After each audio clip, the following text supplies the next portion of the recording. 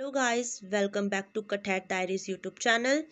Today's topic is transportation in plants. As we already discussed in the previous video that every green plant synthesizes their own food by the process of photosynthesis, in which they need carbon dioxide, water, chlorophyll, sunlight and other inorganic raw material. These mineral and water are absorbed by the root hairs from the soil which is present in the root part of the plant. These narrow-walled root hairs increases the area over which water absorption can take place in the green plants. Did you ever think that how the process of transportation in plants take place? Now, take two examples. One a small plant and another a tall plant. In a small plant where the distance is very less, the raw material like carbon dioxide, water and other minerals can be easily diffused in all parts by the process of diffusion. Now, what is diffusion? So, diffusion is a process in which there is a net movement of water or molecule from a region of high concentration to a region of lower concentration. Diffusion is a very important process for photosynthesis where carbon dioxide from stomata diffuses into the leaves and finally into the cells. On basis of the absence and presence of facilitators, diffusion can be classified into two categories.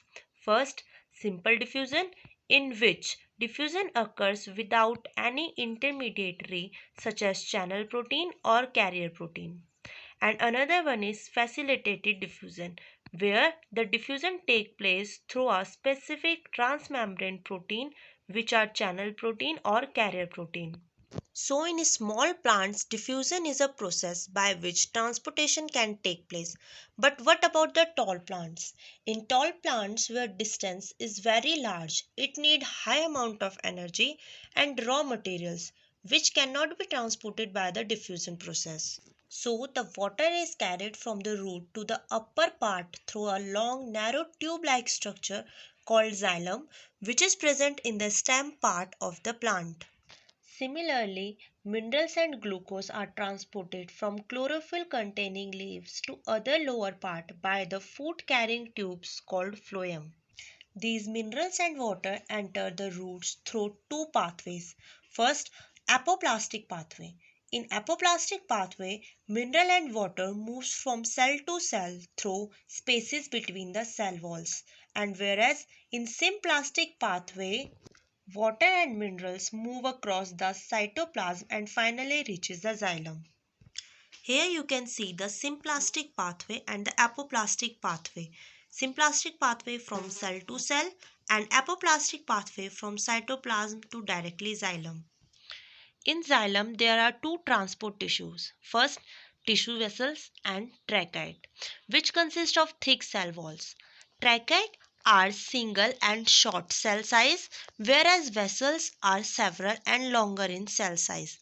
The trachea and vessel are connected to each other to provide continuous supply of water. To transport the water in upward direction, vessel cells absorb water ions from the soil. As soil has more concentration of water and root has less concentration of water, they moves into roots which create column of water pushing upwards.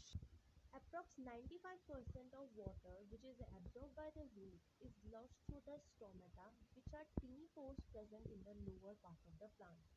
So, this process of evaporation and loss of water through the stomata into atmosphere is known as transpiration. What suppose if there is throughout the respiration or the loss of water? It will result in the great loss of water. This is controlled by the stomata opening and closing mechanism. During the daytime, when water enters into the guard cells along with the potassium ion, this brings about a change in the shape of guard cells and stroma open. And in night time, when water and potassium ion leaves the guard cells, due to the decrease in turgidity, the stoma get closes. Due to transpiration, root pressure pulls water upward through xylem and thus loss of water is replaced by suction of water. Stomata also act as the main site of gaseous exchange in plant which is used in photosynthesis.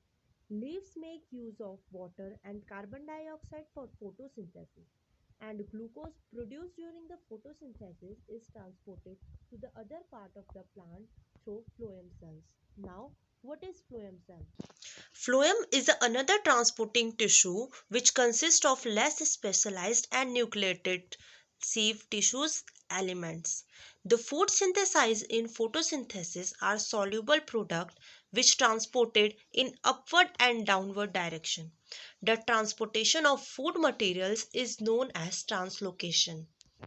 This mechanism of translocation is done by the use of energy in the form of ATP. Amino acids and other nutrients are especially transported to fruits and to roots for storage of energy which requires in absorption of water. Hence, the transportation in green plants is a function of xylem and phloem tissues. Thank you. This is all about the topic transportation in green plants. I hope you like this video.